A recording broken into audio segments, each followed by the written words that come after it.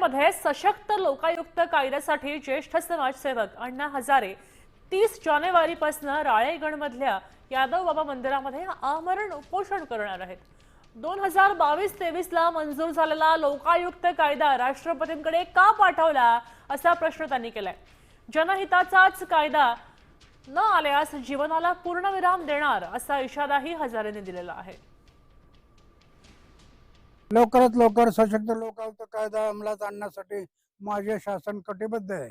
मुख्यमंत्री म्हणतात विधान परिषद किंवा विधानसभा कायदे करण्यासाठी करत नसेल तर 30 जानेवारी 2026 पासून पुन्हा माझे आमरण उपोषण सुरू करत आहे। शरद प्राण तोपर्यंत शेवटचं उपोषण चालू राहील। देश विदेशातील प्रत्येक घडामोडींचे लाईव्ह अपडेट मिळवण्यासाठी आता साम टीव्हीच्या सर्व सोशल मीडिया प्लॅटफॉर्मला लाईक, फॉलो आणि सबस्क्राईब करा।